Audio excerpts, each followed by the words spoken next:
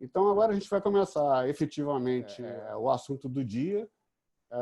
Vai ser muito bacana, né? E para começar o dia, como falei, nós vamos ter a apresentação do David Leia, novamente vice-presidente de Engenharia Avançada da NAB, que vai estar endereçando a questão do que tem de novo das transformações no rádio. E, na sequência, a gente vai ouvir o Michele a respeito. Ok? Então, David, por favor, pode começar a sua apresentação. Okay, let me share my screen. Good afternoon, everyone. Marco, thank you very much for inviting me to speak today. My pleasure. It's great to be speaking to Brazilian broadcasters again.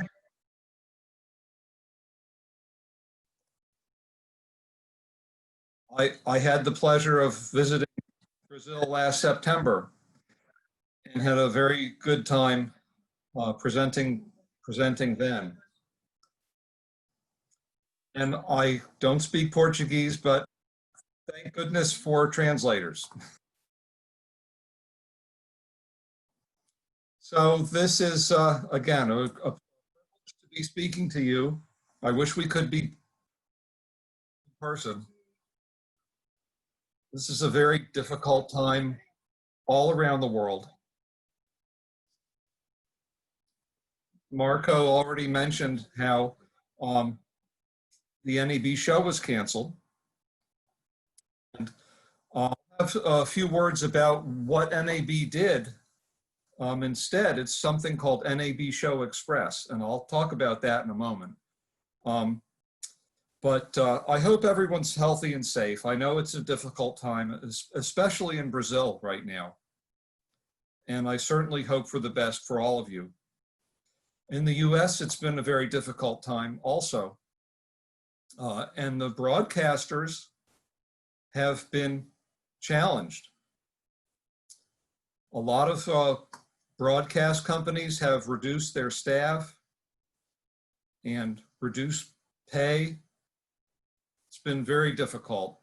Some radio stations have actually gone off the air because of this crisis that we find ourselves in. So, but broadcasters have really risen to the challenge, haven't we? Here, this is becoming a more familiar scene. Broadcasting remotely, broadcasting from your house. It's because of the technology, like I'm showing here, a Comrex portable codec. Makes it possible for somebody who has internet connectivity to do a radio program. Because of technology which allows broadcasters to remotely control their production facilities. This is an example of a product by RCS. And here I'm showing the theory behind what's happening here is that the broadcaster is remotely connecting to their host computer. So this is an interesting time. It's a time that broadcasters are really taking advantage of all the technologies at their disposal.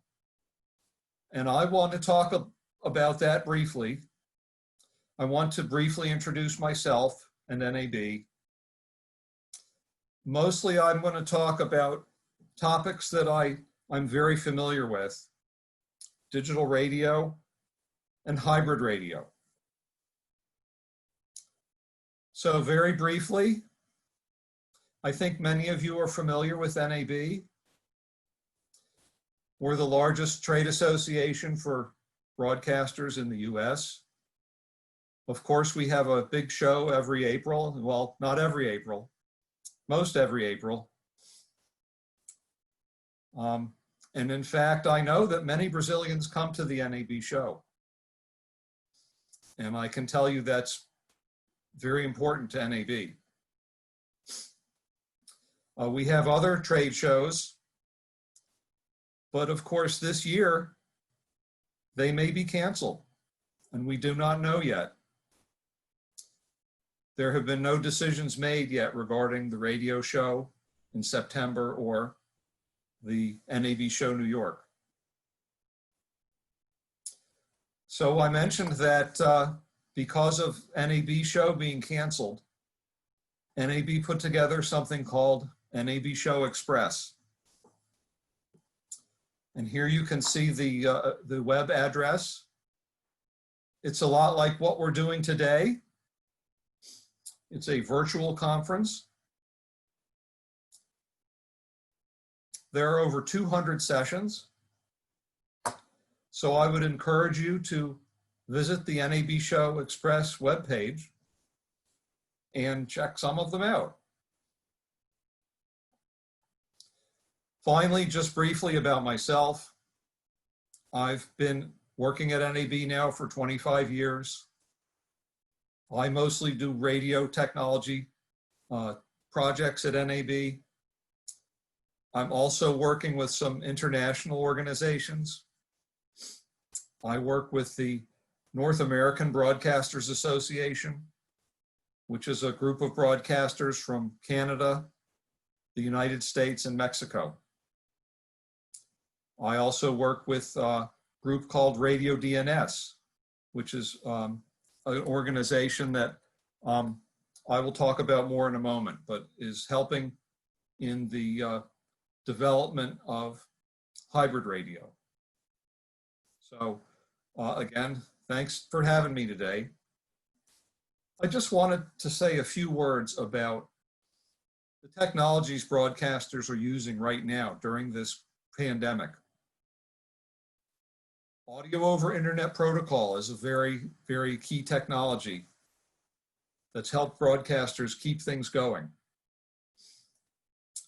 Another one is virtualization. Virtualization is a big word, and it just means broadcasters doing things that they used to be doing in a studio or at a transmitter remotely in the cloud, using the internet, using software. I've shown here a picture of a Radio World ebook.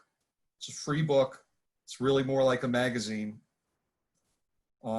If these are topics that you're interested in, I would encourage you to look at this ebook. So a couple of examples of the technology which broadcasters are using right now to stay on the air I'm going to show you now. There's an IP audio codecs. These are key. These are fairly inexpensive devices which you put audio into them, and what comes out is a digital signal which can be sent over the internet. They're very flexible. You can adjust the bit rate. You can do a lot of different things with a device like this. This is a key piece of technology. Here's another key piece. It's a remote mixing console. Rodecaster Pro is actually designed, I think that when they discuss it, they talk about how it can be used for making podcasts, but it can be used for helping you run your radio program remotely as well. And the IP codecs, these remote mixing consoles, microphones, headphones, computers, these are all things which combined keep things moving. Virtualization is something that a lot of broadcasters and technology providers talk about. It's not one of my areas of expertise, so I don't want to say a lot about that. I just wanted to mention it because I think that it's something that every radio broadcaster should be learning about and using to some degree. I think that this is the direction that the broadcast technology is heading. I think that in the future, less and less hardware will exist in studios and at transmission sites, and more it's going to be this functionality will be moved into the cloud, and it will all be software driven and require internet connectivity. So this is a very important area. And if this is not something that you think about now, I would encourage you to start thinking about it. That's all I wanted to say about this topic. I would encourage you to reach out to your vendors. I'm sure they'd love to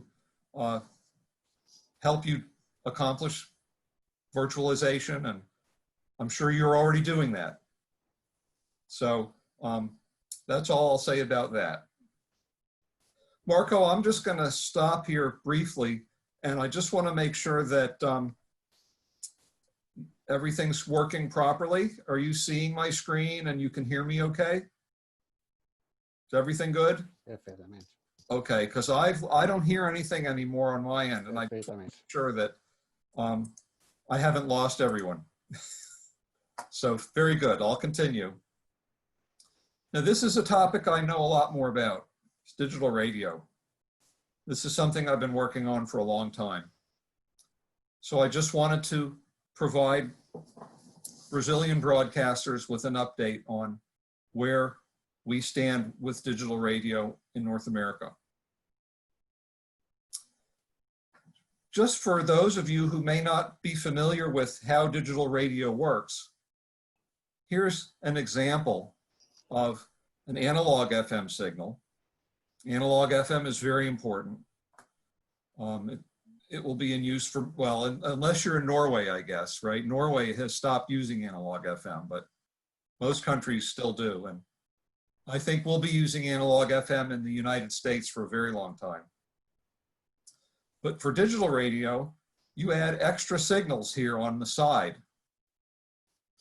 And now you have, this is what we call HD radio. This is a FM digital radio signal. And it's a really good technology. Broadcasters like it. And I think listeners like it too. And here's just an example of showing you how flexible the digital radio signal is. One broadcaster might just put on a audio signal like I show here by the first arrow.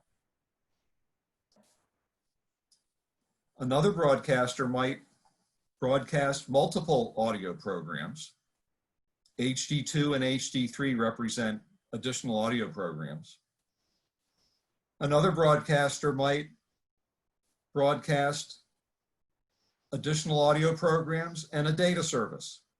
So there's a lot of different ways you can use the digital radio system. And here's how it looks in a vehicle.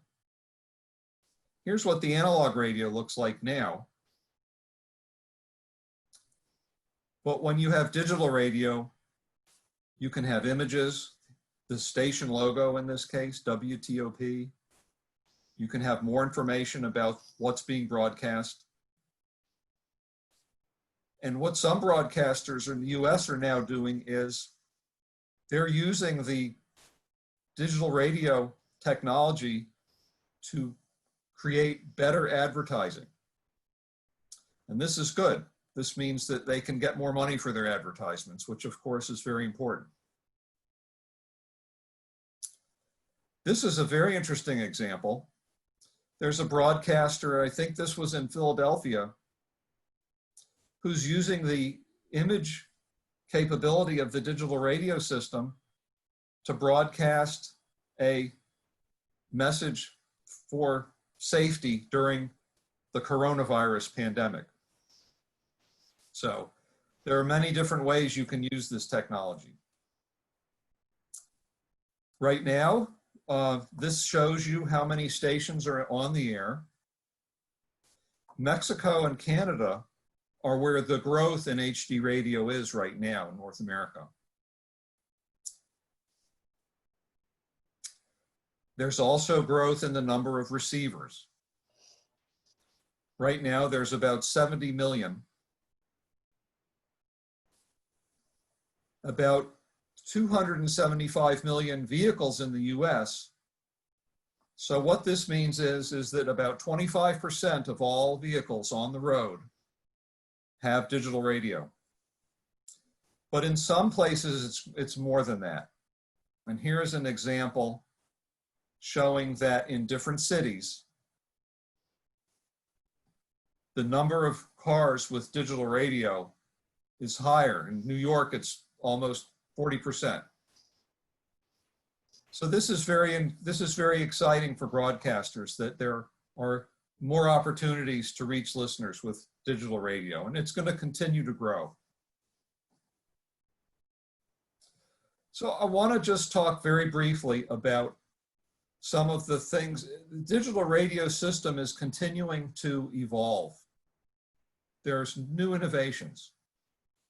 In one of these areas is in AM. Of course, in Brazil, AM broadcasters are moving to FM. But in the US, what AM broadcasters are likely to do, I think, is become digital broadcasters with an all digital signal. This is something that's being studied by the government right now. And I expect that before this year is over, the FCC will authorize all digital broadcasting on AM. And that's a major new development. If this is something you're interested in, there's more information in a webinar done by Radio World earlier this year. Also in the NAB Show Express that I was just talking about, there's a good paper on all digital AM. So if that's something you're interested in, I would encourage you to go see that. For the FM radio digital system, broadcasters are doing something new. It's called asymmetric sidebands, and I'm going to, on my graph here, you see where the red circle is. Broadcasters can make the signal stronger on one side. And this is helpful because it helps them increase their coverage area. And in situations where they have closely spaced signals.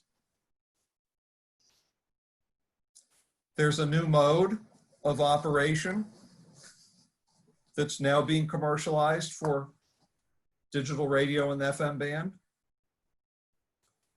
It allows broadcasters to increase the number of bits per second.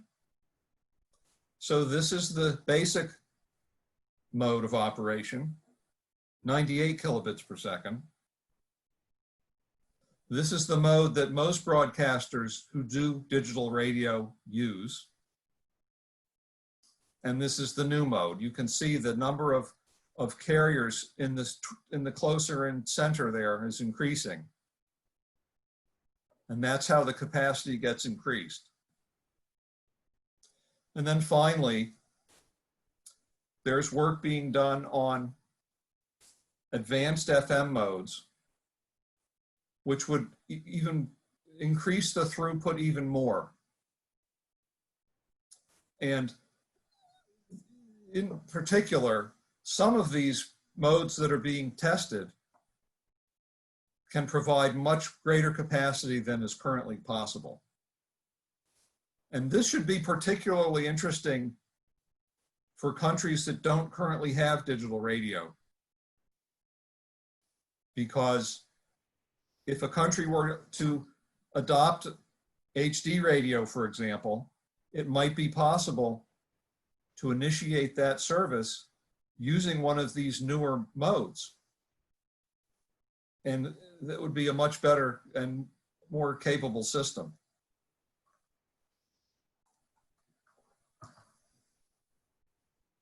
So that's what I had to say about digital radio today. I know that there are many countries in South America that aren't operating digital radio systems. And I would encourage them to look at HD radio. It may be a good option. I think that any country that uses HD radio now takes advantage of all of the improvements and knowledge that have been obtained from our use of this system in North America, so, which is considerable. So now, this is my final topic for today. This is perhaps the most exciting topic for me. Hybrid radio. Hybrid radio means a radio that's connected both over the air and to the internet. Similar to a smart TV. I'm sure many of you have smart TVs where you watch Netflix or HBO over the internet, but you still get local broadcast stations over the airwaves. So this is something that's coming to radios. And once again, if you were to go to NAB Show Express, you would find a number of papers on hybrid radio. And this is actually one that I did. And I spend more time, I go into a little more detail about hybrid radio. So if that's something you're interested in, you should go to NAB Show Express. So one of the most interesting aspects of hybrid radio is the possibility to do what we call service following. And what that is when the radio can no longer receive the over-the-air signal, it automatically switches to a streaming audio version of that signal.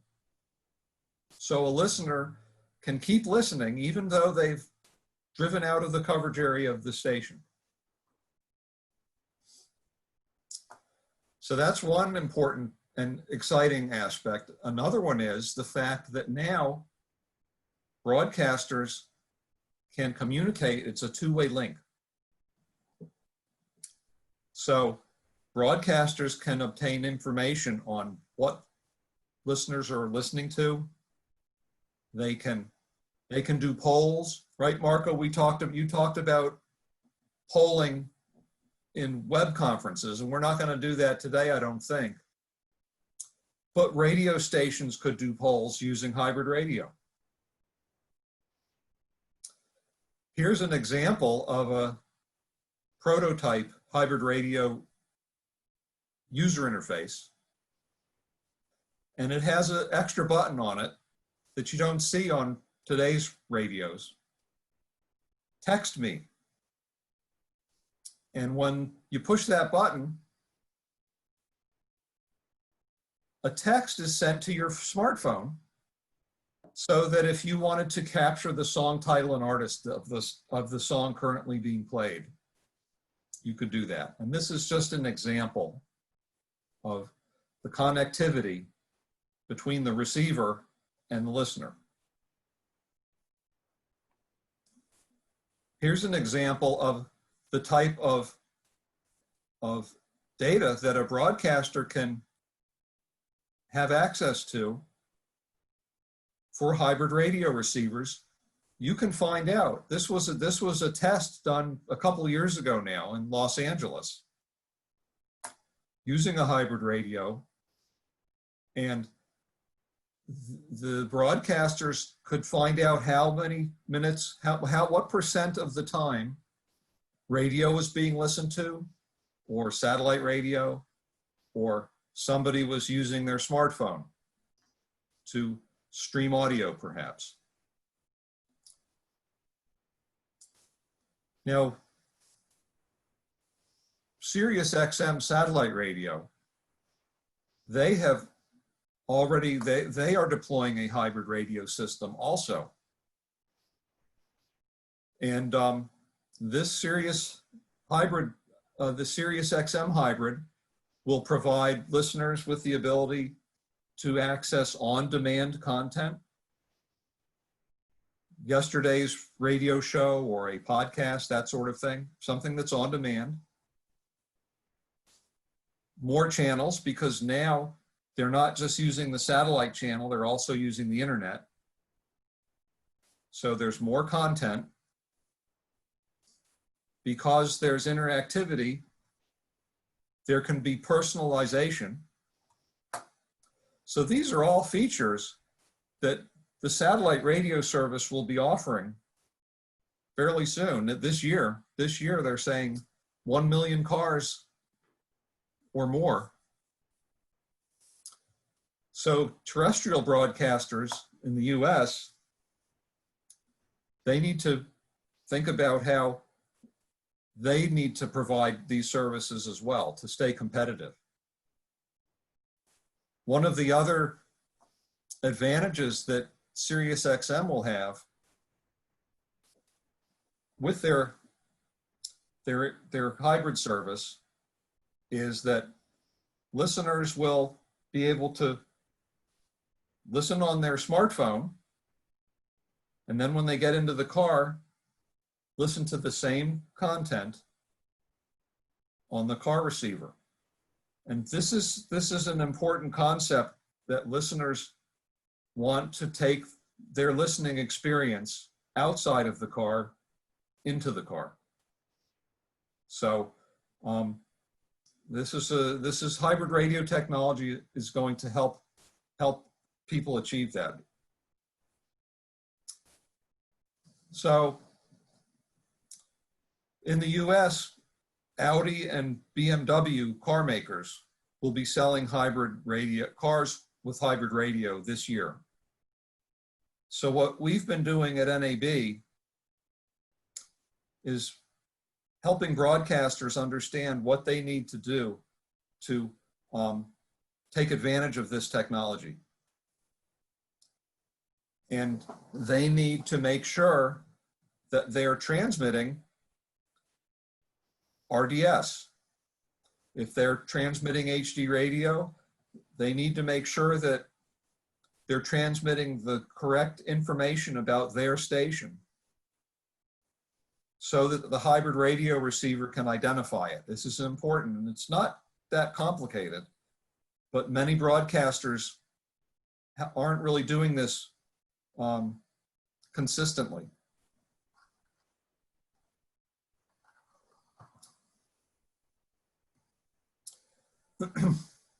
So it turns out there's a technology called radio DNS, which is Radio DNS is a nonprofit standard setting organization. And they are helping to enable hybrid radio. And I would encourage you to visit radiodns.org for more information about what that is. But just very briefly here, I'm going to show you how this works. When a broadcaster transmits their signal, they transmit certain information to the receiver, the RDS information. The receiver knows what the frequency of the station is. And in a hybrid radio, which is connected to the internet,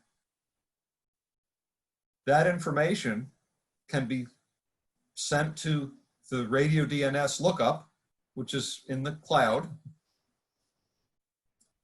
What gets sent back to the radio is information on where that radio can obtain more information about the station being listened to on the internet.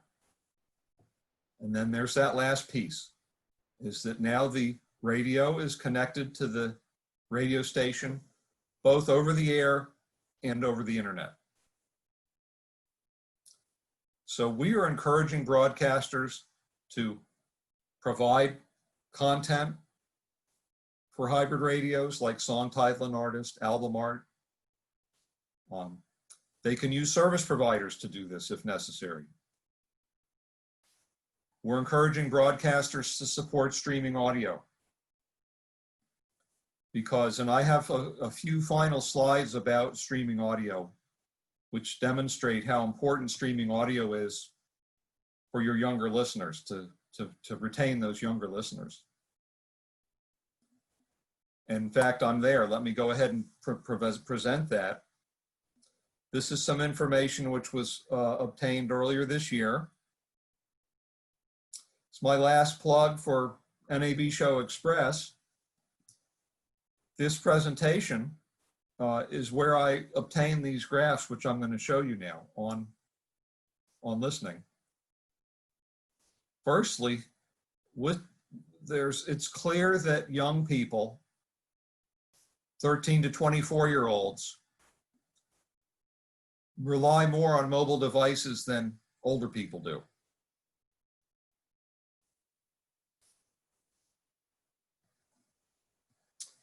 And it's also clear that the young people, is the blue here, it's 53% listen to streaming audio every day. But only 29%, I'm sorry, I'm not reading that right. Only 29% of older people do streaming audio, but 53% of younger people do. And while 64% of older people listen to radio, younger people it's less, and similarly streaming audio is more. So it's clear that over time these trends will continue. And it's important to have that streaming audio available. And once it is available, it can be used in these hybrid radios so that listeners can be listening over the air and then it streams. Or they can be listening on their mobile devices. So they can take that listening behavior outside of the vehicle into the vehicle. So that's what I had to offer today. I think I'm pretty much on time. I want to thank you again for inviting me to speak today. Please stay safe. I know it's a very difficult time. Have a great week, and I'm more than happy to have you email me, reach out to me at any time, and I'll stop there, Marco.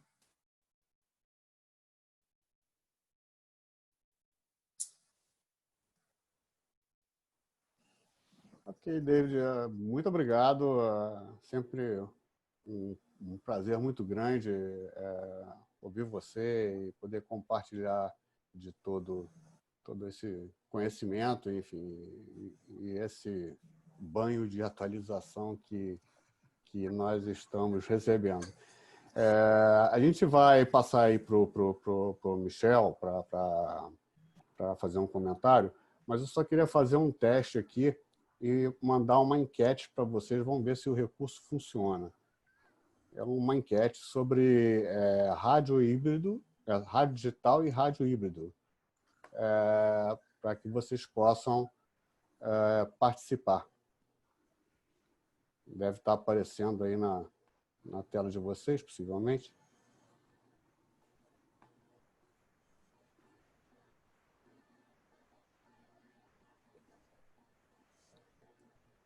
Ok, as pessoas estão respondendo. Ok. O Michele já está a postos aí. Eu já vou... Maravilha. Eu já vou mostrar aqui o resultado da nossa pequena enquete aí. As pessoas estão votando, metade já votou.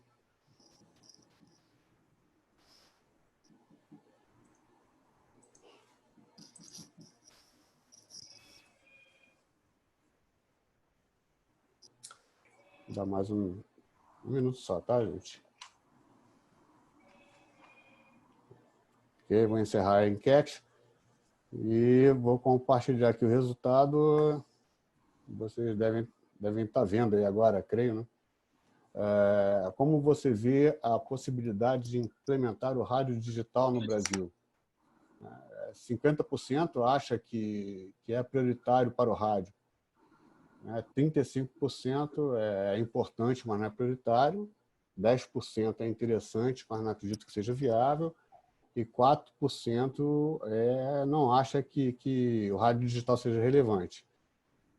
No caso do rádio híbrido, né, a gente tem aí 70%, quase 80% de participação, fica aí entre fundamental e muito importante, né? Enfim, assim, a grande maioria aí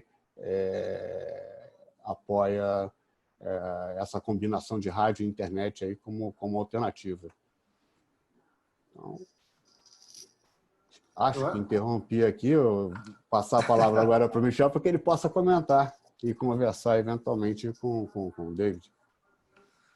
Marco, primeiro agradecer o convite, dizer para você que é uma honra estar aqui, não sou merecedor de tanto, mas eu agradeço de fundo no meu coração o convite em nome de todos os radiodifusores aqui do Paraná, da ERP. Muito obrigado aí pelo convite. Também agradecer ao David pela brilhante, como sempre, apresentação, ele que esteve aqui no nosso congresso, e dizer, David, que também é uma honra muito grande participar desse painel contigo, mas você faz 2 anos que você me tirou o sono. Eu vou explicar por quê.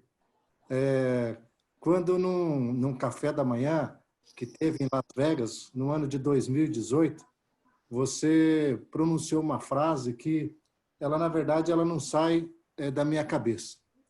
E que uma das formas de preparo do meio rádio é o rádio parecer tão bom como parece. Essa frase ficou batendo e bate até hoje na minha cabeça, porque eu acredito que eu tenho entendido o que você tenha colocado. Nós temos um trabalho tão importante, principalmente aí também, aqui, e nós somos tão bons, mas eu penso que às vezes a gente esquece de cuidar um pouco dessa aparência.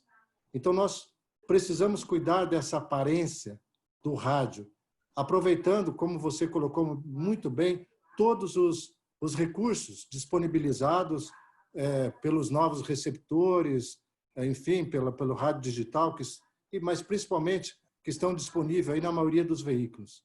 Então, a primeira pergunta, eu tenho 3 só para te fazer, que conselho você daria para nós brasileiros, para que nós possamos, com eficiência, cuidar da aparência do rádio?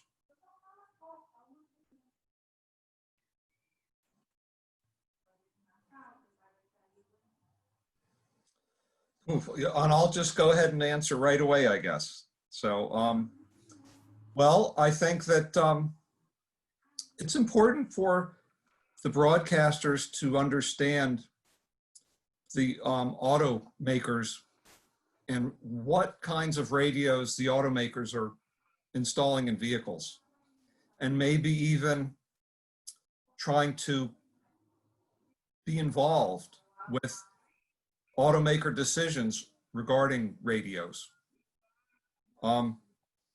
Because the features that I'm talking about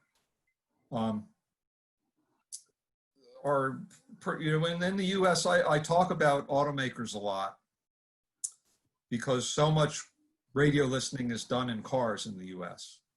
In Brazil, I don't know if maybe more listening is done in the home or on smartphones, perhaps.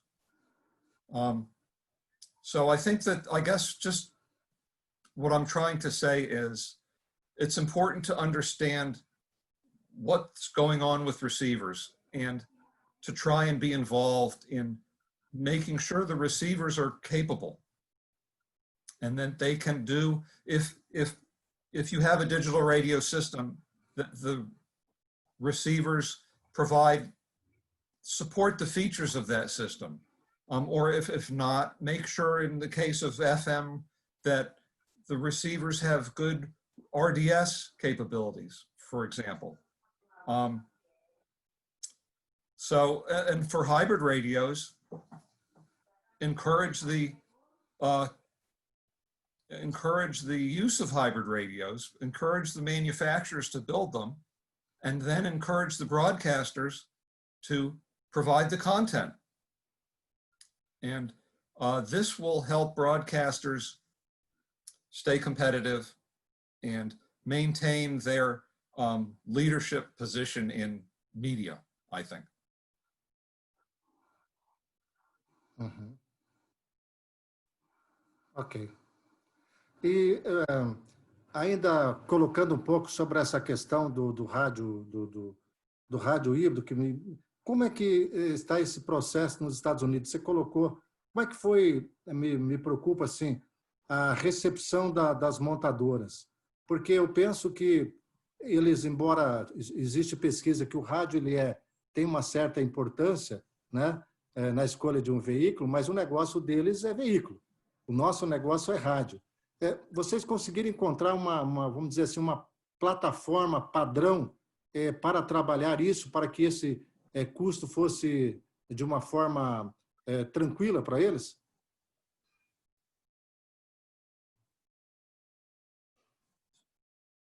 Mhm. Mhm. Well, I think I understand. The first thing the first thing that NAB tries to do when we're talking to automakers is remind them how important radio is to listeners and to consumers. It's the thing that they want the most. So automakers may not be fully aware of how important radio is to a country. So we talk about that a lot to the automakers. And as you know, given that radio is important, then what logically follows is that a car maker wants to have a good radio, so the consumers will buy those cars. And my experience has been that automakers, generally speaking, they see the radio, and they use the word infotainment, the infotainment system, as a means to distinguish their product. And Audi is, again, keep going back to Audi, because Audi really cares a lot about that. And they have developed what they think is the best radio. And it's something that helps them sell cars. So they do want to sell cars, but good radios will help them do that. It's true. Há quanto tempo vocês estão nesse processo?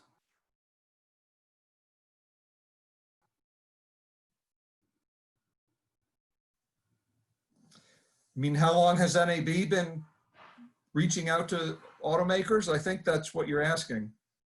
It's been a couple of years now. It's something else we've learned too, and I think you may know this. It takes a very long time for a car maker to make a change. So they may decide today, we want to do this to our car. And then, when that finally happens is like 2 years later. So we've been engaging for a couple of years now, and because our radio broadcasters are on the NAB's board of directors basically demanded it. They were concerned about how many new services were being offered in the vehicle. And they came to NAB because it's our job, make sure radio stays number one. So it's been a couple years, and from now on, it will never end, because we're in a new world. It's, what about autonomous vehicles? Sim. And then everybody's a passenger. Okay. So I hope I answered your question. Só para finalizar, a gente tem uma preocupação aqui no Brasil, acredito que aí também, que é popularizar o rádio, né? Eu fico pensando como popularizar o rádio híbrido e, para finalizar isso também, qual é o papel, na sua opinião, das rádios, tanto nesse processo de implantação e também de ampliação, na verdade, de oferta?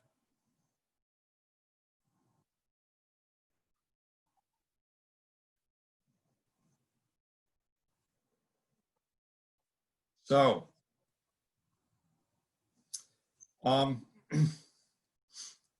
it's often said that content is king. So it's always going to boil down to the content that the station is broadcasting. And so, you know, I'm an engineer. I work in the technology department at NAB. And people often come to the technology people, to the engineers, and say, here, make this new thing, and that will make us popular. But it will help, but it boils down to the content. It's got to be good content. And in the US, I think what US broadcasters believe is that radio's strength is in what we call localism. Connecting to your local community. And this is what other services aren't nowhere near as good at as radio broadcasters. Excuse me. So local content that is entertaining or extra informative, it's always going to come down to that. But with the hybrid technology in particular, broadcasters have an opportunity to develop on-demand content. Maybe their morning show is very popular. So broadcasters can make the morning show available all day long. Because of the hybrid radio, you can go to the on-demand screen and say, I want to hear the morning show, please, and even though it's lunchtime. And of course, something I didn't talk about today, but is a topic that's very important for radio broadcasters right now is podcasting. And podcasting is on-demand content. It's become a thing. And you may have heard of National Public Radio, NPR, in the US, the public broadcaster. Podcasting is becoming very important to NPR. They believe that more revenue will be generated from podcasting in 2020 than from their over-the-air offerings. Now that prediction was made before we had the coronavirus pandemic. And the coronavirus pandemic has changed listening behaviors. So that may no longer be the case. But I guess just to sum up, my thoughts on your question are, number one is localism and good content, and on-demand, good intelligent use of on-demand functionality. Something new, it's something that you can draw listeners in with, I think. Acho que fechamos o nosso horário. Muito bom. Muito bom, muito bom. David, muito obrigado, prazer estar contigo.